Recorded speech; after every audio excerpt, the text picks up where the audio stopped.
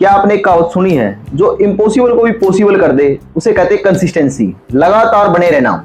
आज हम जिस कंपनी की बात करने जा रहे हैं ये कहावत उन पर फिट बैठती है बिल्कुल। दोस्तों मैं बात कर रहा हूं Coca Cola and Pepsi company की। पेप्सी कंपनी अपने टाइम में 2 बार बैंकरप्ट हुई और इसके पास अपनी ओरिजिनल रेसिपी भी नहीं थी। उसके बाद भी आज ये मार्केट में डोमिनेंस पावर रखती है और अपने कंपटीशन को कड़ी टक्कर दे रही है। दोस्तों क्या आप जानते हो इन कंपनी के बीच में एक वॉर चल रही है और इन कंपनी का कंपटीशन कोला वॉर के नाम से बड़ा ही फेमस है। दोस्तों अगर आपने चैनल को सब्सक्राइब नहीं किया तो आप एक बार सब्सक्राइब कर लें, क्योंकि यहाँ पर हम बिजनेस की डेप्थ एनालिसिस करते हैं और उनसे जो इंपॉर्टेंट लर्निंग्स हैं उनको निकाल के लाते हैं। दोस्तों वीडियो को लास्ट तक देखना, आपको पता चलेगा कि कैसे एक स्ट्रॉन्ग ब्रांड को बिल्ड किया जाता है। कोका कोला एंड पेप्सी आज के दिन मोस्ट स्ट्रॉन्ग ब्रांड में से एक है और वीडियो के लास्ट में 3 इंपॉर्टेंट लर्निंग होने वाली है जो एक ब्रांड को बिल्ड करने में अहम भूमिका निभाती हैं।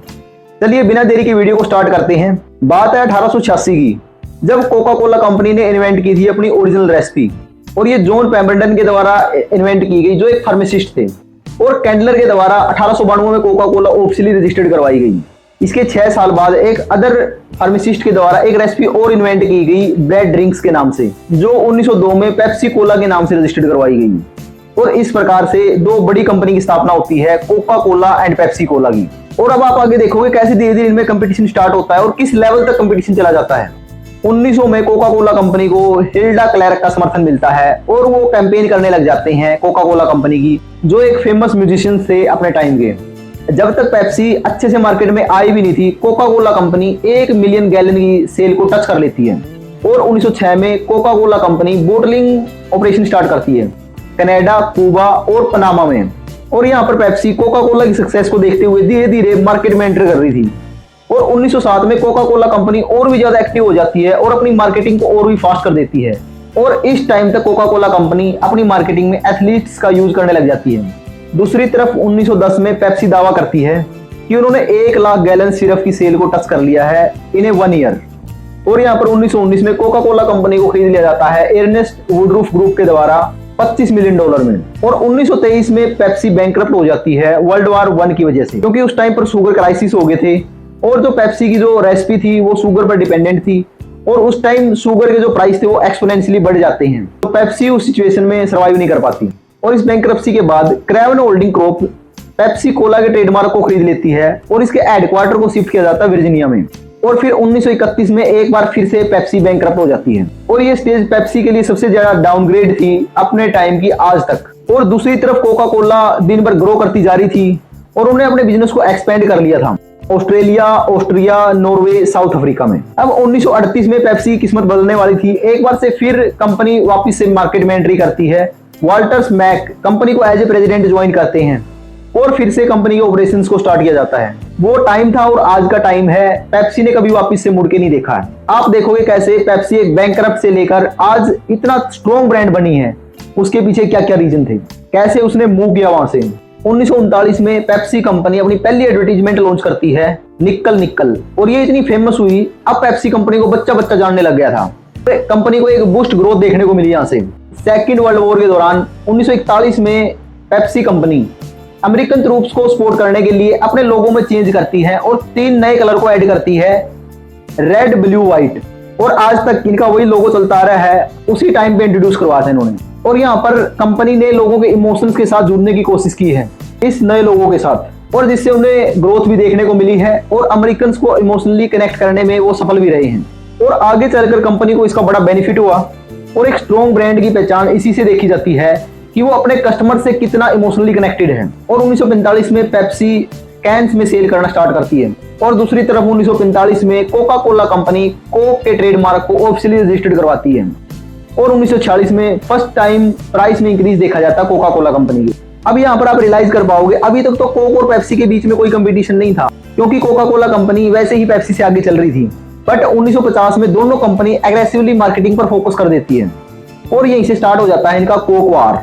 और इसके बाद पेप्सी के द्वारा चलाई गई कुछ फेमस कैंपेन्स हैं, how it's Pepsi, for those who think young, come alive, you are in the Pepsi generation, Yahoo, Mountain Dew.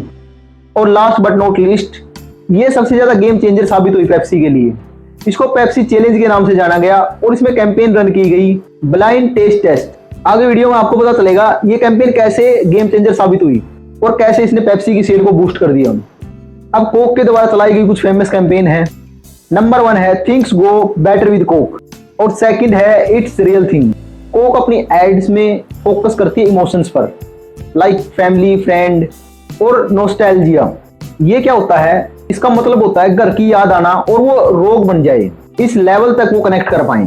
और ये कस्टमर्स को एक वैल्यूएबल फीलिंग्स रियलाइज करवा रहे थे, कस्टमर उनके लिए कितने ज्यादा इंपॉर्टेंट हैं। और दूसरी तरफ पेप्सी अपने आप को इस प्रकार से प्रेजेंट कर रही थी, जो अपने आप को दिखा रहे थे कि वो मॉडर्न है और यूथ से कनेक्टेड है और न्यू जनरेशन को अपने साथ जोड़ने पर ध्यान दे रहे थे। वैसे तो Coca Cola company Pepsi company से एक स्टेप आगे रहती है, बट यहाँ पर पेप्सी रियलाइज करती है कि उनको अपनी स्ट्रेटजी में कुछ चेंज करना चाहिए और इसके साथ ही पेप्सी कंपनी अपनी प्राइस स्ट्रेटजी में चेंज करती है। वो सिमिलर प्रोडक्ट का प्राइस कोक से कम रखती है और लार्जर बोतल में और ज्यादा कोला ऑफर करेंगे कंपेयर देन कोका कोला।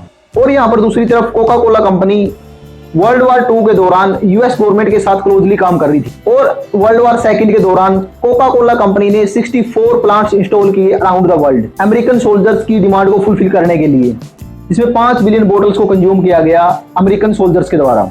और 1950 में ही कोका कोला कंपनी को अपना निकनेम मिलता है। और कोका कोला फिर यही नहीं रुकती, वो आगे बढ़कर एक स्टेप आगे रहती है पेप्सी से और इसके साथ ही कोका कोला कंपनी जो सेल है उसमें एक्सपोनेंशियली ग्रोथ देखने को मिलती है। एकदम से कोका कोला कंपनी की सेल बूस्ट हो जाती है और दूसरी तरफ पेप्सी की सेल धीरे धीरे करके नीचे गिर रही थी और 1970 तक पेप्सी को रियलाइज हो गया वो धीरे धीरे अपने मार्केट शेयर को लूज करते जा रहे हैं। और फिर 1975 में पेप्सी चैलेंज लॉन्च किया गया, जिसमें एक कैंपेन लॉन्च की गई ब्लाइंड टेस्ट टेस्ट। देखते हैं ये कैसे गेम चेंजर साबित हुआ। इसमें पेप्सी ने अलग अलग मॉल्स में जाकर अलग अलग जगह पर स्टॉल लगाई। एक चैलेंज दिया गया जिसमें 2 कप में कोल्ड ड्रिंक्स रखी गई, एक में पेप्सी और एक में कोक। और फिर रैंडमली लोगों से वहां पर प्रेफरेंस पूछी गई कि वो किसको ज्यादा प्रेफरेंस देते हैं। तो इसमें पेप्सी कंपनी ने पाया जो अमेरिकन हैं वो पेप्सी को ज्यादा प्रेफरेंस देते हैं और इसके बाद फिर पेप्सी ने अमेरिका में ज्यादा फोकस किया। और इसके बाद आने वाले टाइम में पेप्सी ने अपनी सेल में एक अच्छी ग्रोथ देखने को मिली।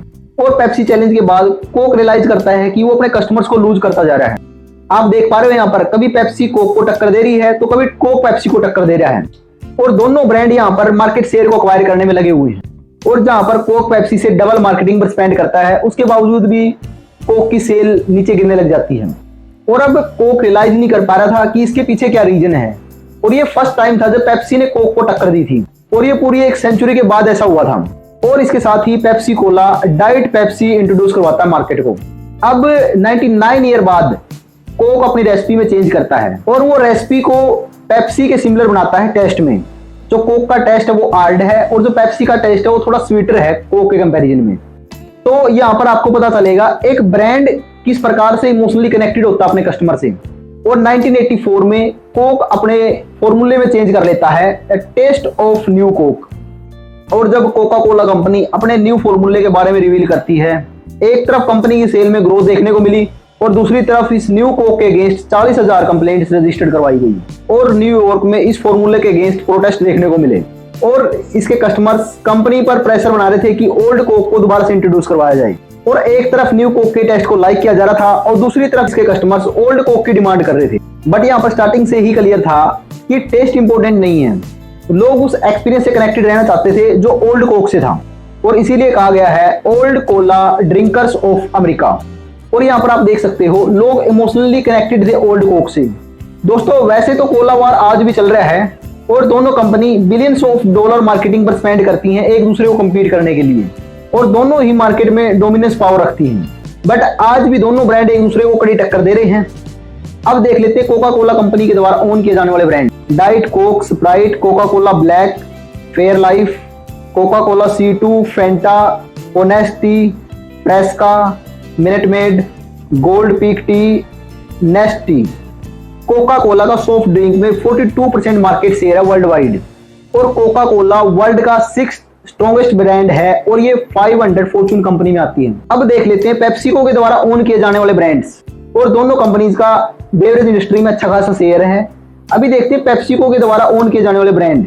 माउंटेन ड्यू है, Aquafina, Lays, Tito's, Naked juice, Mirinda, Fritos, 7 up, Lipton, diet Pepsi, Ruffles, Sabra, Pepsi zero sugar, soda stream, Quaker oats. दोस्तों जैसे मैंने पहले स्टार्टिंग में कहा था उन 3 वैल्यूएबल लर्निंग्स की बात कर लेते हैं। नंबर 1 है मार्केटिंग इनोवेशन।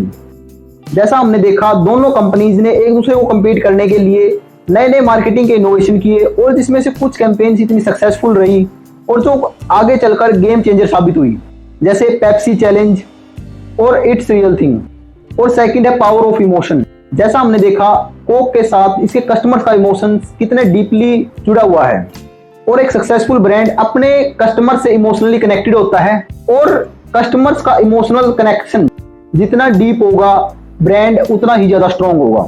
कस्टमर का इमोशन से ही ब्रांड की पावर को दर्शाता है। और नंबर थर्ड और most important, the power of consistency. लगातार बने रहने की क्या पावर है। जो इम्पॉसिबल को भी पॉसिबल कर दे उसे कंसिस्टेंसी कहते हैं, लगातार बना रहना कहते हैं। जैसे हमने इस केस स्टडी से देखा, पेप्सी लगातार मार्केट में डटी रही, 2 बार बैंकरप्ट हुई, उसके बाद भी उसने बाउंस बैक किया और आज के दिन वो कोका कोला को कड़ी टक्कर दे रही है और मार्केट में डोमिनेंस पावर रखती है। और आज के दिन आप देख सकते हो पेप्सी कितना स्ट्रॉन्ग ब्रांड बनकर उभरा है। दोस्तों ये था कोला वॉर का डीप एनालिसिस। दोस्तों कमेंट करके आप बताओ, तो ये मैं आप पे छोड़ता हूं, आप बताओ पेप्सी और कोका कोला में कौन सी कंपनी ने इस वॉर को विन किया है। और वीडियो को लाइक करो दोस्तों, ज्यादा से ज्यादा शेयर करो और अगर चैनल को सब्सक्राइब नहीं किया तो दोस्तों चैनल को सब्सक्राइब जरूर कर लेना। धन्यवाद दोस्तों।